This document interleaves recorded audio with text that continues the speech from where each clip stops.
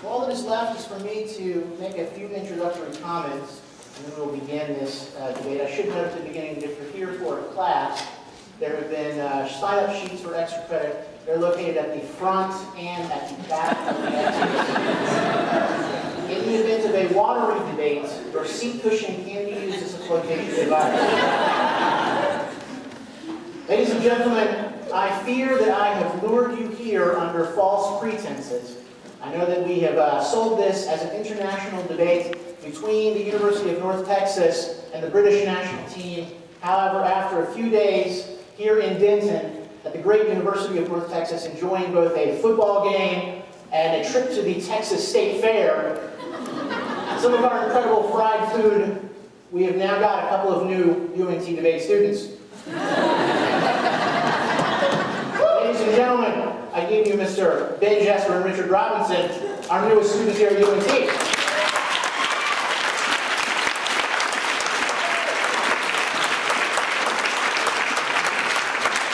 To be honest, I'm not really sure if it was the fried food or the incredible root beer, a freedom, my friends, which we take for granted. But either way, these two fine young gentlemen have agreed to join us here at the University of North Texas as soon as possible. By the way, the North Texas debate team has agreed to offer themselves as tutors for proper spelling and pronunciation for our British guests who work through things. Allow me to introduce each member individually. Our first competitor is Mr. Ben Jasper. Oh, they did get approval for their immigration status from the one and only Big Tex. First up, Mr. Ben Jasper. Ben graduated from Wadham College in Oxford with a first-class degree in modern history and a degree in politics. He's just completed the graduate diploma in law, which means he is a bona fide attorney, or working his way, and will start for his profession very, very soon. At university, Ben was the president of his college's radically liberal student union, the head of coaching at the Oxford's radically liberal student debate team, and the head of coaching at the Oxford Union for 3 years, and had a radical impact on first-year undergraduates. I believe he's going to feel right at home here at North Texas.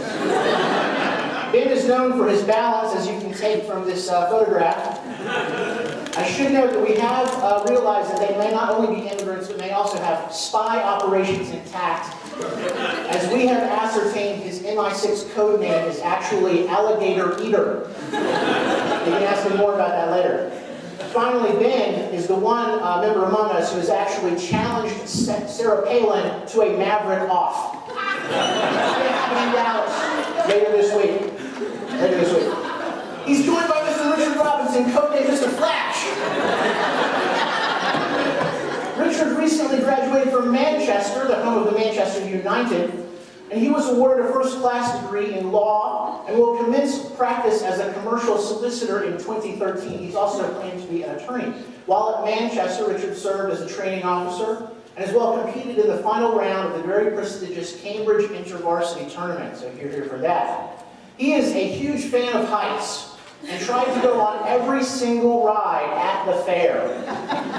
It's true, we had to pull him away. The elevator is not a fair ride.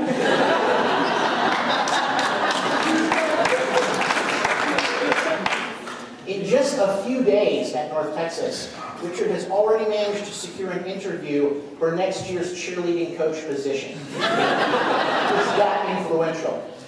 On the other side of the table, are joined by two University of North Texas graduate students. First up, Miss Alyssa Lucas Lain.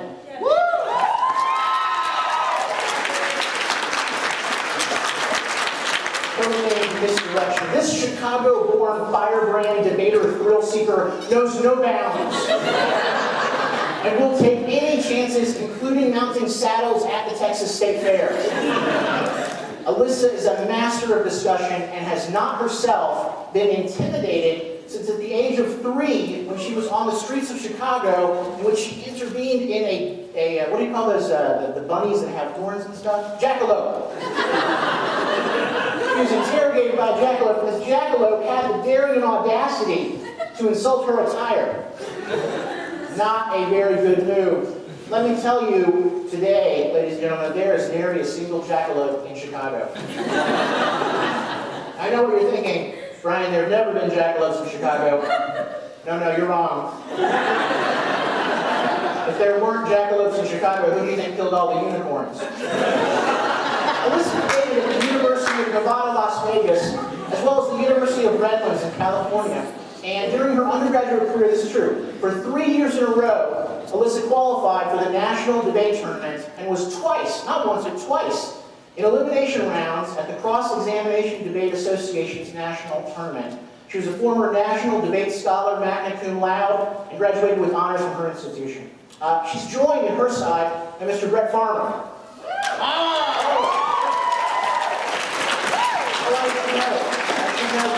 Alyssa did join us at the Texas State Fair and has evidence of her thrill seeking. This is the ride called the Texas Tornado.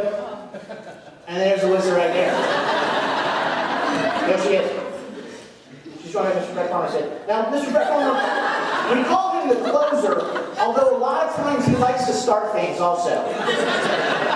As you can tell by the expression on this man's face, he's operating on a whole other level. Just one look and you know if he means business. It might be monkey business, but it's business. Brett is a graduate of Kansas State University. He was a triple threat while there, and I don't mean he was a singer, songwriter, air guitarist.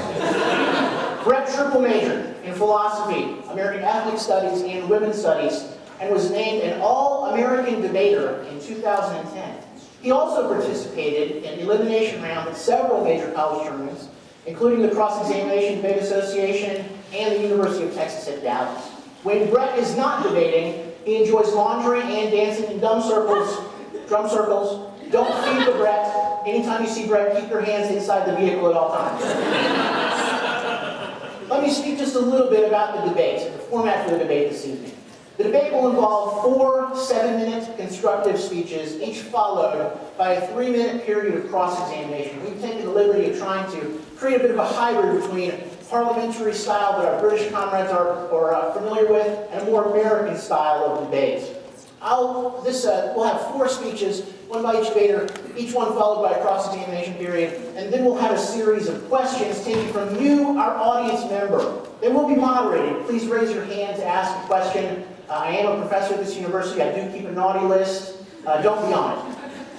Finally, each side will be offered a 5-minute closing statement. A couple of things about tonight's debate. Please keep in mind that the arguments presented tonight may or may not be the views of each individual speaker.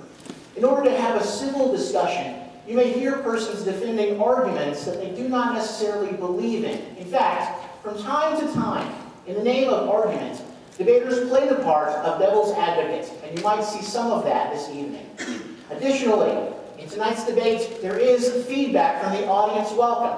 In fact, there's a particular form of feedback that our British comrades are used to, and we'll try to encourage you to use. If you hear a good argument by someone, feel free to make a rap on your desk, your side table. Here, good point. And as well, if you hear a point that you might not wish had been made, for shame. For shame, sir. For shame. So with all of that being said, I'm going to turn it over to our first speaker, the Prime Minister's speech. Tonight, the University of North Texas will be affirming the topic. Would you join me in welcoming our debaters and our main event tonight?